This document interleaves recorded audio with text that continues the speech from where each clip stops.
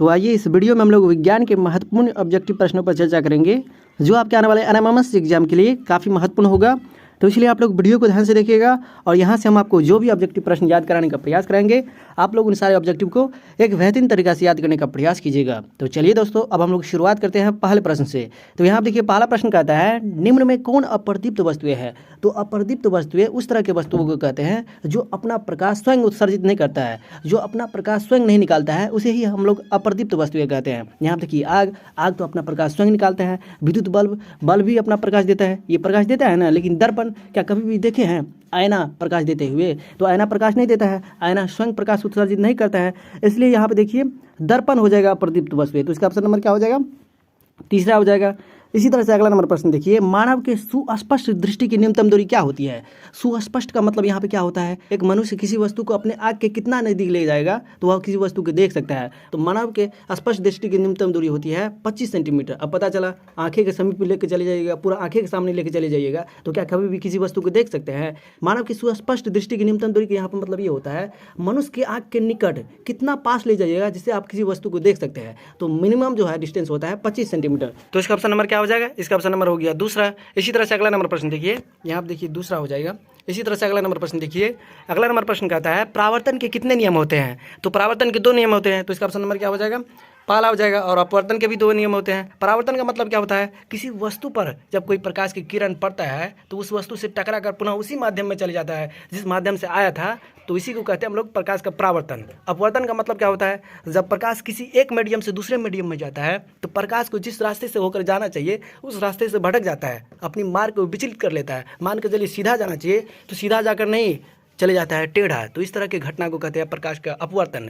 जब प्रकाश की किरण किसी सतह से टकराता है और सतह से टकराने के बाद पुनः उसी माध्यम में चले जाता है तो उसे कहते हैं हम लोग प्रकाश का परावर्तन। जबकि प्रकाश का अपवर्तन का मतलब होता है जब प्रकाश किसी एक मीडियम से दूसरे मीडियम में जाता है तो अपनी मार्ग को विचलित कर लेता है, यही कहते हैं हम लोग प्रकाश का अपवर्तन। यहाँ देखिए प्रकाश के परावर्तन का भी 2 नियम होता है और प्रकाश के अपवर्तन का भी 2 नियम होता है। इसके बाद देखिए आँख में प्रवेश करने वाली प्रकाश किरणों को कौन नियंत्रित करता है। तो पुतली नियंत्रित करता है। आँख में जो प्रकाश प्रवेश करता है इसको नियंत्रित करने का काम कौन करता है, और रोशनी को नियंत्रित करने का काम कौन करता है? तो हमारी नेत्र में पाया जाता है पुतली, वो करता है। तो इसका ऑप्शन नंबर क्या हो जाएगा? पहला हो जाएगा।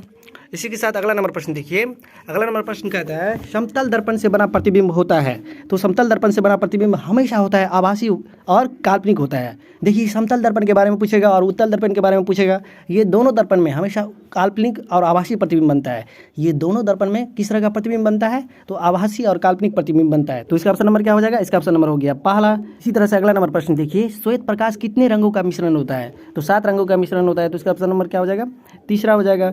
इसी तरह से अगला नंबर प्रश्न देखिए, आंख से दिव्यांग व्यक्ति के लिए कौन सी लिपि लोकप्रिय है। तो आंख से दिव्यांग व्यक्ति जो अंधा रहता है, जो पढ़ लिख नहीं सकता है, आंख मान के चलिए किसी का खराब हो गया, दिव्यांग उसी को न कहते हैं, जिसका कोई अंग काम नहीं करता है उसी को न कहते हैं दिव्यांग।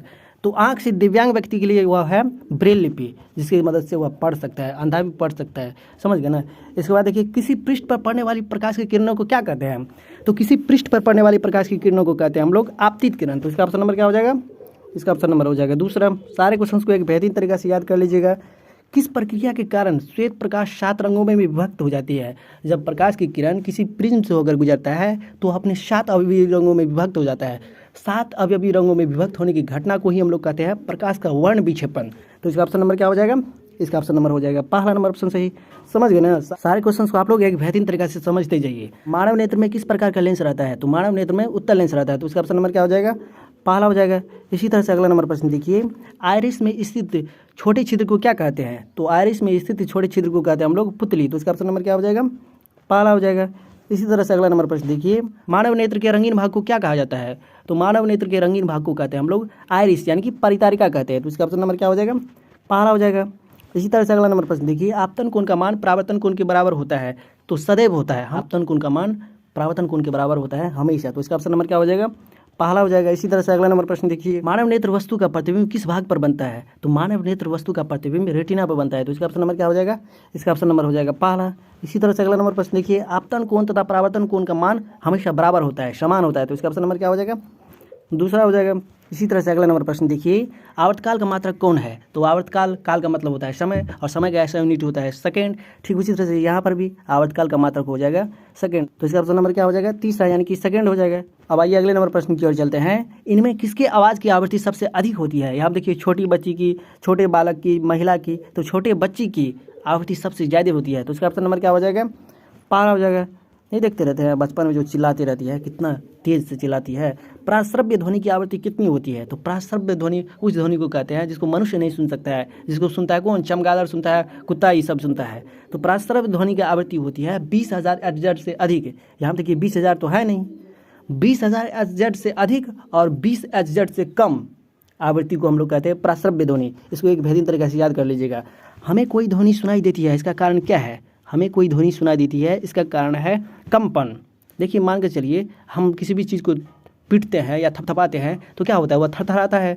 जब तक वह थरथराएगा नहीं तब तक हम लोग को क्या होगा? आवाज़ तो सुनाई पड़ेगा नहीं। इसलिए हमें कोई भी ध्वनि सुनाई देती है, इसका कारण है कंपन। तो इसका ऑप्शन नंबर क्या हो जाएगा?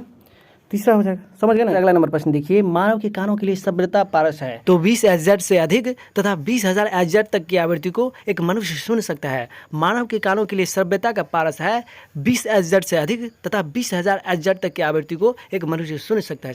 यहाँ देखिए 20 HZ दे दिया है और 20,000 HZ तक के आवृत्ति को मनुष्य सुन सकता है। तो इसका ऑप्शन नंबर क्या हो जाएगा? पहला हो जाएगा। इसके बाद देखिए अगला नंबर प्रश्न, अश्रव्य ध्वनि की आवृत्ति कितनी होती है? तो अश्रव्य ध्वनि की आवृत्ति होती है 20 HZ से कम और 20,000 HZ से अधिक। यहाँ देखिए ऑप्शन में क्या है? 20 HZ से कम। तो इसका ऑप्शन नंबर क्या हो जाएगा? पहला हो जाएगा। इसी तरह से अगला नंबर प्रश्न देखिए, मानव के कानों के लिए सभ्यता पारस है। सभ्यता का मतलब बार बार हम आपको बता रहे हैं कि कितने फ्रीक्वेंसी तक की आवृत्ति को मनुष्य सुन सकता है। तो 20 HZ से 20,000 HZ तक। तो इसका ऑप्शन नंबर क्या हो जाएगा? पहला हो जाएगा। समझ गए ना? ये सारे क्वेश्चन आपके आने वाले एनएमएमएस एग्जाम के लिए काफ़ी महत्वपूर्ण है। अश्रव्य ध्वनि की आवृत्ति कितनी होती है? तो बार बार वही आ रहा है क्वेश्चन, 20 HZ से कम।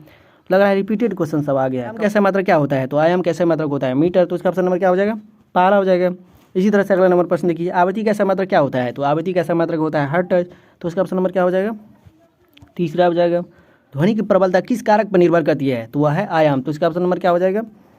पहला हो जाएगा। समझ गए ना? ध्वनि तरंगों की प्रकृति होती है। तो ध्वनि तरंगों की प्रकृति होती है अनुदैर्घ्य। तो इसका ऑप्शन नंबर क्या हो जाएगा? दूसरा हो जाएगा। क्या प्राश्रव्य तरंगे मनुष्य द्वारा सुनी जा सकती है? तो नहीं, प्राश्रव्य तरंगे उस तरह के तरंगों को कहते हैं जिसकी आवृत्ति 20 HZ से कम और 20,000 HZ से अधिक होती है, जिसको सिर्फ छोटे छोटे चमगादड़, इसके बाद देखिए कुत्ता और सुन सकता है, उसी को कहते हैं प्राश्रव्य ध्वनि। यहाँ देखिए प्राश्रव्य ध्वनि मनुष्य को कभी भी नहीं सुन सकता है। तो इसका ऑप्शन नंबर क्या हो जाएगा? दूसरा हो जाएगा। समझ गए ना? सारे क्वेश्चंस को एक बेहतरीन तरीके से याद कर लीजिएगा। तो इस तरह से इस वीडियो के अंदर में हमने आपको जो भी याद कराने का प्रयास किए हैं, आप लोग इन सारे ऑब्जेक्टिव को एक बेहतरीन तरीके से याद कर लीजिएगा और यहाँ से क्वेश्चंस आपके एनएमएमएस एग्जाम में कुछ ना कुछ जरूर रहेगा। समझ गए ना? और इससे पहले भी हमने बहुत सारे वीडियो एनएमएमएस के ऊपर बना दिए हैं, तो उस वीडियो को भी देख सकते हैं। प्ले लिस्ट में वीडियो पड़ा हुआ है, जाइए देखिए, आपको 100% है सफलता मिलेगी ही मिलेगी। समझ गए ना? तो यहाँ से 1 या 2 क्वेश्चन आपके एनएमएमएस एग्जाम में बनता है। समझ गए ना? तो चलिए दोस्तों, फिर मिलेंगे नई वीडियो में नए कंसेप्ट के साथ। तब तक के लिए हमें विदा दीजिए। जय हिंद, जय भारत।